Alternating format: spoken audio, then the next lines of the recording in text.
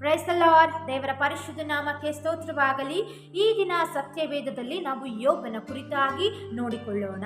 ಯೋಬನು 1ನೇ ಅಧ್ಯಾಯ 1ರಿಂದ 2ರವರೆಗೆ ನಾವು ಓದುವಾಗ, ಊಚ್ ದೇಶದಲ್ಲಿ ಯೋಬನೆಂಬ ಮನುಷ್ಯನಿದ್ದನು. ಅವನು ದೇವರಲ್ಲಿ ಭಯಭಕ್ತಿಯುಳ್ಳವನು, ಕೆಟ್ಟದ್ದನ್ನ ನಿರಾಕರಿಸುತ್ತಾ ನಿರ್ದೋಷಿಯು, ಯಥಾರ್ಥ ಚಿತ್ತನೂ ಆಗಿದ್ದನು. ಅವನಿಗೆ 7 ಮಂದಿ ಗಂಡು ಮಕ್ಕಳು, 3 ಮಂದಿ ಹೆಣ್ಣು ಮಕ್ಕಳು ಇದ್ದರು. ಪ್ರೀತಿಯ ದೇವಜನರೇ, ಈ ಊಚ ದೇಶದಲ್ಲಿ ಯೋಬ ಎಂಬ ಮನುಷ್ಯನಿದ್ದನು. ಇವನು ದೇವರಲ್ಲಿ ಭಯಭಕ್ತಿಯುಳ್ಳವನು, ಕೆಟ್ಟದ್ದನ್ನ ನಿರಾಕರಿಸುತ್ತಾ ನಿರ್ದೋಷಿಯು, ಯಥಾರ್ಥ ಚಿತ್ತನೂ ಆಗಿದ್ದನು. ಇವನಿಗೆ 7 ಮಂದಿ ಗಂಡು ಮಕ್ಕಳು, 3 ಮಂದಿ ಹೆಣ್ಣು ಮಕ್ಕಳು, ಅಂದರೆ ಟೋಟಲ್ ಆಗಿ 10 ಜನ ಮಕ್ಕಳಿದ್ರು ಪ್ರಿಯರೇ. ಈ 7 ಜನ ಗಂಡು ಮಕ್ಕಳು ಪ್ರತಿದಿನ ಒಬ್ಬರ ಮನೆಯಲ್ಲಿ ಇನ್ನೊಬ್ಬರ ಮನೆಯಿಂದ ಔತಣವನ್ನ ಏರ್ಪಡಿಸುತ್ತಾ ತನ್ನ 3 ಜನ ಅಕ್ಕ ತಂಗಿಯರನ್ನ ಸೇರಿಸುತ್ತಿದ್ದರು. ಹಾಗೆ ಯೋಬನು ಔತಣ ಮುಗಿದ ಮೇಲೆ ತನ್ನ 10 ಜನ ಮಕ್ಕಳನ್ನ ಕರೆಸಿ, ಎಲ್ಲಾದರೂ ನನ್ನ ಮಕ್ಕಳು ಹೃದಯದಲ್ಲಿ ದೇವರನ್ನ ದೂಷಿಸಿ ಪಾಪ ಮಾಡಿರಬಹುದು ಎಂಬುದಾಗಿ ತಿಳಿದು ಆ 10 ಜನ ಮಕ್ಕಳನ್ನ ಶುದ್ಧಪಡಿಸಿ ಪ್ರತಿದಿನ ದೇವರಿಗೆ ಹೋಮವನ್ನ ಅರ್ಪಿಸುತ್ತಿದ್ದನು ಪ್ರಿಯರೇ. ಈ ಯೋಬನ ನಂಬಿಕಸ್ತಿಕೆಯನ್ನ ನೋಡಿ, ಈ ಯೋಬನ ಯಥಾರ್ಥ ಮನಸ್ಸನ್ನ ಸೈತಾನನು ನೋಡಿ ಒಂದು ದಿನ ಯೋಬನ ನಂಬಿಕೆಯನ್ನ ಪರೀಕ್ಷೆ ಮಾಡಲಿಕ್ಕೆ ಶೋಧನೆಯನ್ನ ತಂದೊಡ್ತಾನೆ. ಒಂದೇ ದಿನ 10 ಜನ ಮಕ್ಕಳು ಸತ್ತು ಹೋಗ್ತಾರೆ. ಅವನು ಸಾಕಿದಂತಹ ಕುರಿ, ಕತ್ತೆ, ಎತ್ತುಗಳು, ಎಲ್ಲ ಆಸ್ತಿ ಅಂತಸ್ತೆಲ್ಲ ಒಂದೇ ದಿನ ನೆಲಸಮ ಆಗುವಾಗ ಯೋಬನು ಒಂದು ಮಾತನ್ನ ಹೇಳ್ತಾನೆ. ಏನಂದ್ರೆ ಈ 1ನೇ ಅಧ್ಯಾಯ 21ನೇ ವಚನದಲ್ಲಿ ನಾವು ಓದಿಕೊಳ್ಳೋಣ.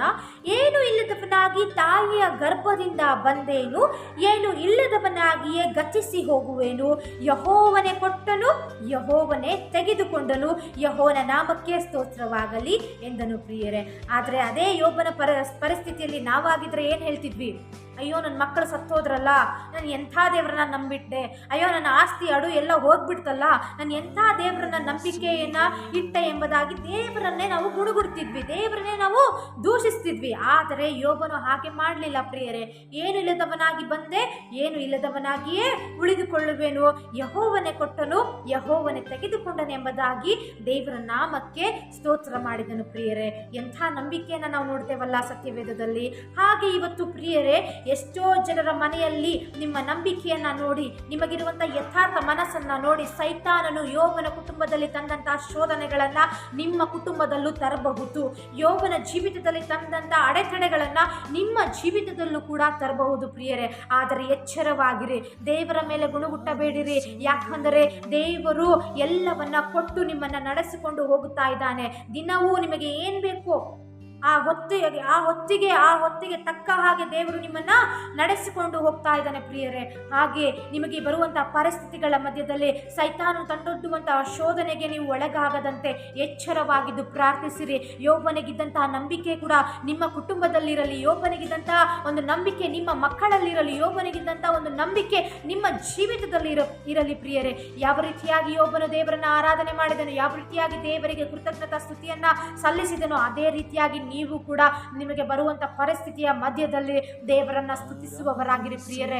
ನಂಬಿಕೆ ಮಾತ್ರ ಕಳಕೊಳ್ಳಬೇಡಿರಿ. ಯಾಕಂದರೆ ದೇವರು ಕೆಟ್ಟದ್ದಕ್ಕೆ ಕಾರಣನಲ್ಲ, ಹೊರತು ಒಳ್ಳೆಯದಕ್ಕೆ ಕಾರಣನಾಗಿದ್ದಾನೆ ಪ್ರಿಯರೇ. ಏನೇ ಕೆಟ್ಟದ್ದಾದರೂ ಕೂಡ ದೇವರಿಗೆ ಸ್ತೋತ್ರವನ್ನ ಹೇಳುವವರಾಗಿರಿ. ಈ ವಾಕ್ಯದ ಮೂಲಕವಾಗಿ ದೇವರು ನಿಮ್ಮನ್ನ ಆಶೀರ್ವಾದ ಮಾಡಲಿ, ನಿಮ್ಮೊಂದಿಗಿರಲಿ. ಆಮೇನ್.